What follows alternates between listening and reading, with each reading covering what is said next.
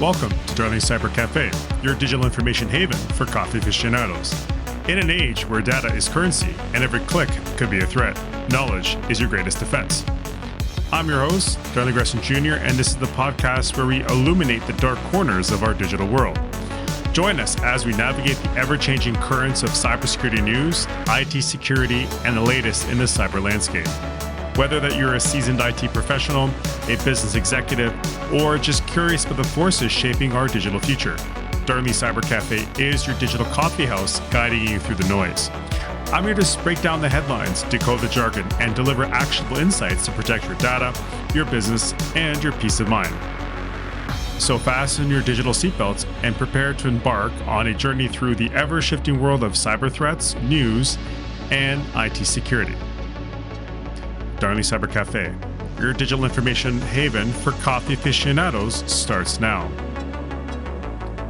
Episode 90, the Genea IVF data breach, a privacy catastrophe. Today I have an interesting yet shocking article concerning data breaches, one that affects some of the most sensitive and the biological personal data imaginable. Recently, the Termite ransomware gang has claimed responsibility for stealing nearly a terabyte, which is about 1,000 gigabytes, of confidential information from Genea. And this is one of Australia's largest fertility service providers. So, what exactly went missing? How did hackers manage to access this data? What are the long-term consequences for those affected? And just how dangerous could this stolen information become in the future? Now, especially for something in regards to in vitro fertilization, I'll help you break it down. What was stolen?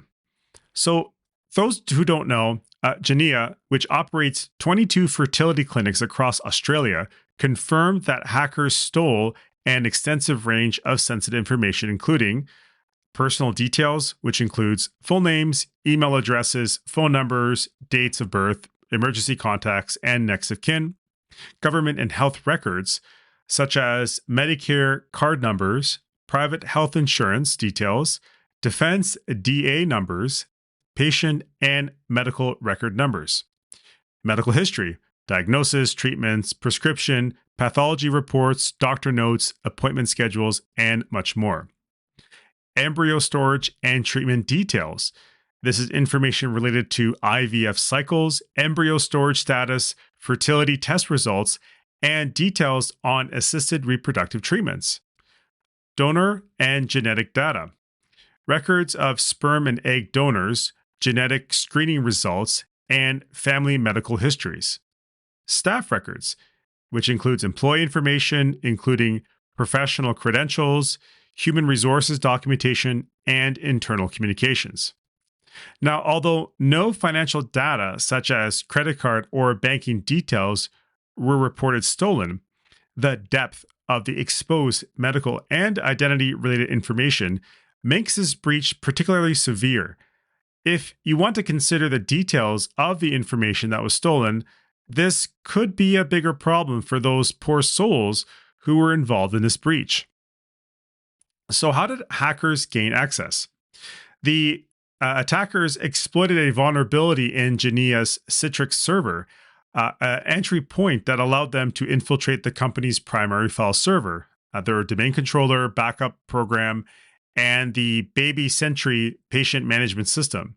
From there, they exfiltrated a staggering 940.7 gigabytes of data to a DigitalOcean cloud server under their control.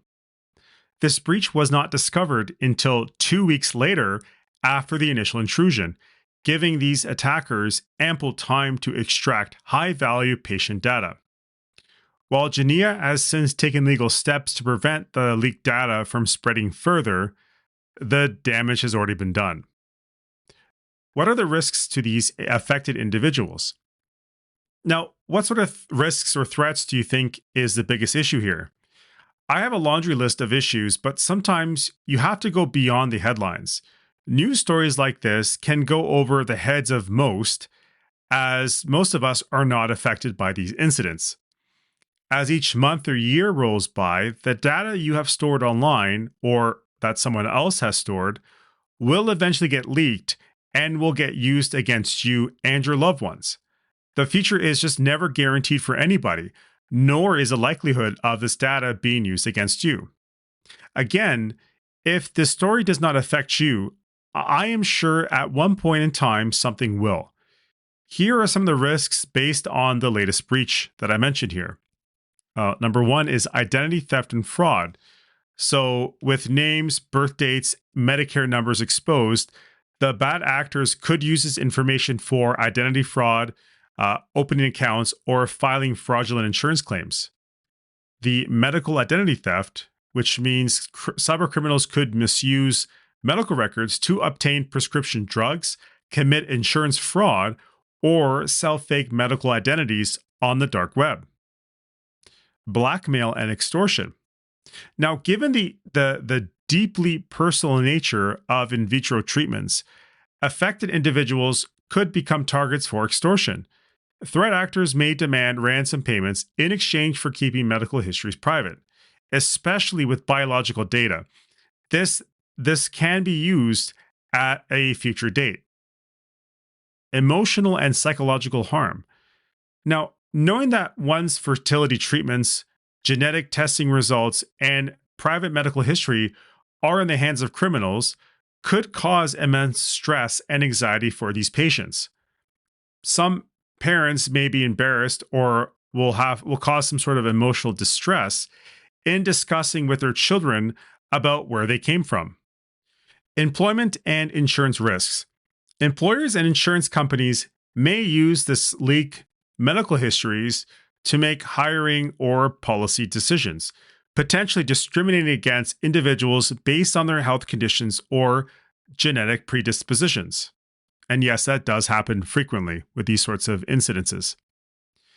Manipulation and targeted scams. Fraudsters could use the exposed information to craft highly personal social engineering attacks, tricking individuals into revealing further sensitive data or making payments under false pretenses. So, what's the future of this stolen data?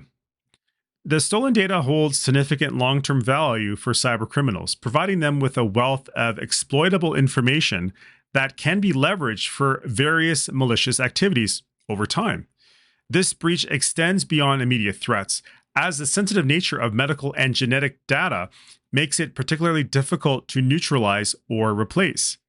Unlike financial data, which can often be secured through card replacements or fraud alerts, personal health records and genetic information are permanent, opening the door to prolonged risks, evolving cyber threats, and unforeseen consequences for those affected. Dark web sales. Hackers can sell the stolen health records in underground marketplaces, where they fetch a much higher price than credit card details due to their permanent nature. These are some examples. Phishing and social engineering attacks. Armed with this level of personal detail, scammers can craft highly targeted phishing emails posing as either healthcare providers or insurance companies. Long-term privacy violations. Unlike passwords that can be reset, medical records and genetic data are permanent.